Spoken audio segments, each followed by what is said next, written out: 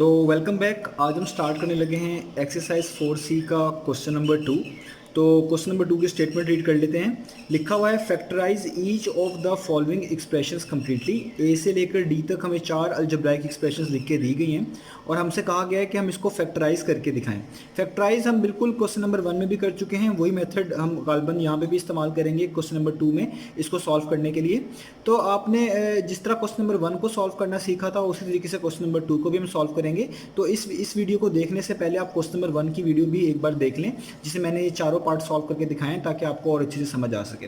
तो फैक्टराइज का मतलब बता चुका हूँ पहले पार्ट में भी, चीज़ों को रिड्यूस करना या आप कह लें अलजेब्राइक एक्सप्रेशन को प्रोडक्ट ऑफ टू एक्सप्रेशन की फॉर्म में लिखना, वो उसकी फैक्टराइजेशन कहलाता है। तो आइए स्टार्ट करते हैं इसके पार्ट नंबर ए से। तो यहाँ पे ये मैंने पार्ट नंबर ए लिखा हुआ है। तो मैंने आपको बताया हुआ है कि फैक्टराइजेशन के अंदर अभी तक दो मेथड हम पढ़ चुके हैं। एक मेथड हमने पढ़ा है चैप्टर नंबर 3 में, जिसको हम बोलते थे मिडिल टर्म स्प्लिटिंग मेथड। तो अक्सर फैक्टराइजेशन उस मेथड से भी की जाती है क्वाड्रेटिक अलजेब्राइक एक्सप्रेशंस की। क्वाड्रेटिक इसलिए कहते हैं क्योंकि इसमें जो वेरिएबल होता है उसकी हाईएस्ट डिग्री जो होती है वो 2 होती है, हाईएस्ट पावर जो अपीयर हो रही होती है एक्सप्रेशन में वो 2 होती है। और इसके अलावा एक और फार्मूला भी होता है, वो होता है बेसिकली अलजेब्राइक आइडेंटिटी के थ्रू, यानी आपको जो a plus b whole square और a minus b whole square वाले फार्मूलाज याद हैं, उनकी मदद से इनको फैक्टराइज करना। याद रहे ये वाला मेथड है जो कि हमने क्वेश्चन नंबर 1 में भी सॉल्व किया है, मतलब उसकी मदद से सॉल्व किए हैं। ये ज़रूरी नहीं है सब पे अप्लाई हो, जहाँ अप्लाई होता है वहाँ पे हम इसको अप्लाई कर लेते हैं, ज़्यादा ईजी और फिजिबल रहता है। लेकिन जहाँ पे ये यूज़ ना हो रहा हो वहाँ पे हम ज़्यादातर मिडिल टर्म स्प्लिटिंग मेथड या कोई और मेथड ही इस्तेमाल करते हैं फैक्टराइजेशन के लिए। तो दो मेथड है, आपको दोनों आने चाहिए। अगर एक मेथड आपके लिए इजी है आप वो फॉलो करें, लेकिन अगर कोई एक मेथड उस पर अप्लाई ना हो रहा हो तो जाहिर बात है हमें दूसरा मेथड पे जाना पड़ेगा और उसकी मदद से इसको सॉल्व करना पड़ेगा। तो आपने ये चीज़ याद रखनी है, ज़रूरी नहीं है हर एक पे यही मेथड अप्लाई हो जो मैं भी यहाँ पे सॉल्व करना आपको सिखा रहा हूँ। आपको दूसरा मेथड भी चैप्टर नंबर 3 से आना चाहिए ताकि अगर ये वाला अप्लाई ना हो रहा हो वो अप्लाई कर सकें। तो आइए स्टार्ट करते हैं। तो आप देखें ये जो आपके पास एक्सप्रेशन लिखी हुई है, सबसे पहले आप देखिए इसमें एक माइनस का साइन आ रहा है और एक प्लस का साइन आ रहा है। तो आपको पता होना चाहिए कि हमारे पास कौन सा ऐसा फार्मूला है, कौन सी ऐसी आइडेंटिटी है जिसमें एक प्लस का और एक माइनस का फार्मूला आता है। तो आपने पढ़ी हुई है ये आइडेंटिटी कि a minus b whole square जो होता है बेसिकली वो इक्वल होता है a square minus 2ab plus b square. और आप देख सकते हैं इसमें एक माइनस है और एक प्लस है, इसमें भी एक माइनस है और एक प्लस है। इसके अलावा ये भी जस्टिफिकेशन हो सकती है कि माइनस जिसके साथ आ रहा हो यानी यहाँ पे वो 2ab का रोल प्ले करेगा। 2ab का रोल कैसे प्ले करेगा ये मैं भी आपको बताऊंगा। और जो पहली चीज़ है वो a का रोल प्ले करेगी और जो लास्ट वाली टर्म है वो b का रोल प्ले करेगी। हमने इस चीज़ को इस जैसा बनाना है और जब हम इस जैसा बना लेंगे हम उसको वापस कन्वर्ट कर लेंगे इसमें, यही इसकी फैक्टराइजेशन होगी। तो आप सबसे पहले देखिए हम a पे चाहते हैं। वैसे तो बहुत अच्छी तरीके से जस्टिफाई हो रहा है कि a यहाँ पे फर्स्ट में लिखा हुआ है उस पर स्क्वायर आ रहा है, यहाँ पे एक चीज़ फर्स्ट में लिखी हुई उस पर स्क्वायर आ रहा है, तो a ये होना चाहिए। अदरवाइज अगर आपके पास ऐसे भी केसेस आते हैं कि a कोई और भी हो सकता है, उसमें कोई आंसर में खराबी नहीं आती अगर आप a और b को चेंज कर लें। जस्टिफिकेशन ये होनी चाहिए कि जब आप उनको चेंज करके सॉल्व करें तो यही चीज़ बननी चाहिए। फॉर इंस्टेंस यहाँ पे ये फर्स्ट चीज़ लिखी हुई है, इस पर स्क्वायर आ रहा है तो मैं इसको a काउंट करूँगा, यानी ये a का रोल प्ले करेगा। और मैं लिख लेता हूँ इस तरीके से, यानी एक तरह का a स्क्वायर, तो यहाँ पे है m स्क्वायर। अब मुझे ढूंढना है प्लस बी स्क्वायर।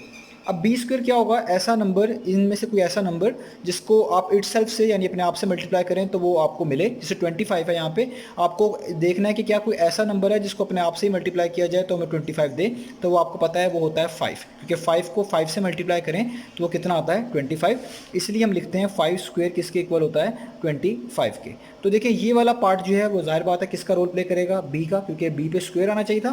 तो 25 को मैं लिख सकता हूँ इस तरीके से 5 और उस पर क्या डाल देता हूँ स्क्वायर, क्योंकि 5 का स्क्वायर भी क्या होता है 25। माइनस का साइन वैसे लिख लेता हूँ। अब मुझे ये चीज़ बनानी है 2ab, मैं 2 लिखूँगा। a मैंने कहा हुआ है इसको a कहेंगे, जो इस पार के नीचे लिखा होगा ये a होगा, ये हो गया m ब्रैकेट क्लोज। अब लिखना है मैंने इस फॉर्मूले के लिहाज से b मैंने कहा हुआ है 5 को, क्योंकि जो स्क्वायर के नीचे होगा उसको b कहेंगे, ये होगा 5 और ब्रैकेट क्लोज। जब आप ये सब चीज़ें लिख लेंगे अब आपने जस्टिफाई कर लेना है कि क्या वो इसी के इक्वल आ रहा है या नहीं आ रहा। m स्क्वायर तो m स्क्वायर ही होगा, माइनस वैसे ही है, 2 5 टाइम्स कितना होता है 10, यहाँ पे 10 लिखा हुआ है, साथ m आना चाहिए, यहाँ पे भी m लिखा हुआ है, प्लस वैसे ही है यहाँ पे 25 है, तो यहाँ पे भी 5 का स्क्वायर कितना होगा 25। इसका मतलब आपका ने बिल्कुल सही इसको अरेंज कर लिया। अब आपने लिखना है कि अगर ऐसी चीज़ लिखी हो तो किसके इक्वल होती है, ये इक्वल होती है brackets a minus b whole square के। तो ये चीज़ बिल्कुल हमने इसी के पैटर्न पे तो बनाई है, ये इस जैसी ही तो चीज़ है, तो इसका मतलब है इसको भी इस फॉर्म में लिखा जा सकता है। तो सबसे पहले लिखेंगे ब्रैकेट्स, यहाँ मैंने डाल ली ब्रैकेट a मैंने कहा हुआ है m को, माइनस बी मैंने कहा हुआ है 5 को, 5 और ब्रैकेट क्लोज और उस पर क्या आ जाएगा होल स्क्वायर। इसका मतलब इस एक्सप्रेशन की जो फैक्टराइजेशन है वो है m माइनस 5 होल स्क्वायर। जब आप इसको ओपन करेंगे, इसको ओपन करने से ज़ाहिर बात है ये वाला ही फॉर्मूला यूज़ करना पड़ेगा, तो वो ये चीज़ बनेगी और ये चीज़ एग्जैक्टली इसी के इक्वल होगी। इसलिए हम कहते हैं इस चीज़ की फैक्टराइजेशन क्या है, ये है। तो इस तरह हम इस आइडेंटिटी की मदद से इन क्वेश्चन को फैक्टराइज करेंगे। आइए इसका एक और पार्ट देखते हैं। अब यहाँ पे मैंने बी पार्ट लिखा है। आप बी पार्ट के अंदर भी ये चीज़ देख सकते हैं कि इसमें भी एक प्लस का साइन है एक माइनस का, यानी ये वाली आइडेंटिटी ही यूज़ होगी क्योंकि इसी में एक बार प्लस और एक बार माइनस आता है। अब दूसरी बात ये भी पहचाननी होती है कि आप जो भी यहाँ पे चीज़ लिख रहे हैं उसमें कोई चीज़ कॉमन नहीं होनी चाहिए। 169, 52 और 4 जो हैं किसी एक नंबर पर डिवाइड नहीं होने चाहिए। अगर ये हो रहे हैं तो इनको कॉमन ले लें, आपके लिए क्वेश्चन ज़्यादा आसान हो जाएगा और आपके लिए जो है इसको ब्रेक करना भी बहुत आसान होगा अगर आप पहला मेथड जो सॉल्व करते हैं। और अगर नहीं हो रहे तो फिर आपने इसको स्टेप नंबर 2 पे जाना है, यानी इससे आगे इसको इस तरीके से बनाना है। तो आइए, इसमें वैसे तो कुछ कॉमन नहीं है तो इसलिए हम इसको स्टेप नंबर 2 में ही सॉल्व करेंगे, यानी इसी चीज़ के साथ कंपेयर करेंगे। तो सबसे पहले देखते हैं ए स्क्वायर किसको बनाएं। तो यहाँ पे ए स्क्वायर के लिए दो चॉइस हैं, एक चॉइस ये है और एक चॉइस ये है, क्योंकि 4 को भी लिखा जा सकता है 2 की पावर 2 यानी 2 होल स्क्वायर यानी वो 4 होता है, और इस चीज़ को भी लिखा जा सकता है। तो अगर आप इसको ए स्क्वायर बनाएंगे तो आपको जस्टिफाई करना पड़ेगा कि ये बी स्क्वायर बने, और ए स्क्वायर और बी स्क्वायर बनने के बाद आपको पूरा फार्मूला क्रिएट करना पड़ेगा। अगर यही चीज़ आपको आंसर मिलती है तो उससे भी ये सॉल्व हो जाएगा। अभी फॉर इंस्टेंस मैं जो फर्स्ट में लिखा हुआ उसी को ए कंसिडर करूँगा कि मैं 169 एन स्क्वायर को इस जैसा बना सकता हूँ, यानी ए और उस पर होल स्क्वायर। तो 169 किसका स्क्वायर होता है आपको पता है, 169 होता है 13 का स्क्वायर, क्योंकि 13 का स्क्वायर करें तो वो कितना होता है, वो होता है 169। अगर आपको ये चीज़ ना पता चल रही हो, आप कैलकुलेटर में स्क्वायर रूट ऑफ 169 लिख दें, जो आंसर आएगा वही यहाँ पे लिख लीजिएगा। तो 169 का स्क्वायर रूट होता है 13, तो यहाँ पे लिखा हुआ है 13 का स्क्वायर। अब एन स्क्वायर रह गया, तो इसका मतलब है 169 एन स्क्वायर को मैं इस तरीके से लिख सकता हूँ, 169 की जगह पे 13 का स्क्वायर लिख सकता हूँ, और एन स्क्वायर तो पहले से एन स्क्वायर है तो इसको भी ऐसे लिख सकता हूँ। और जब भी ब्रैकेट्स हों और होल स्क्वायर इस तरह आ रहा हो, आप इनको मिलाकर लिख सकते हैं, यानी 13n का होल स्क्वायर, तो भी इसका मीनिंग यही बनेगा। इसका मतलब 169 एन स्क्वायर को मैं लिख सकता हूँ 13n और होल स्क्वायर, इससे फ़र्क नहीं पड़ेगा क्योंकि ये चीज़ इसी के इक्वल आएगी। अब आगे लिखूँगा माइनस। अब 2ab बनाने से पहले मैं पहले बी स्क्वायर को पहचान लेता हूँ, बी स्क्वायर कहाँ पे है। तो जाहिर बात है ये ए स्क्वायर है तो यही बी स्क्वायर होगा, क्योंकि माइनस का साइन जिसके साथ आ रहा होता है वो तो 2ab वाला सेक्शन होता है। एंड पे जो स्क्वायर के साथ बने वो बी स्क्वायर बनना चाहिए, तो एंड पे ये रह रहा है तो यही बी स्क्वायर बनना चाहिए, और ये बनता भी है। तो वो किस तरह बनता है, क्योंकि आपको पता है 4 जो है वो होता है 2 का होल स्क्वायर, यानी आप लिख सकते हैं 2 होल स्क्वायर।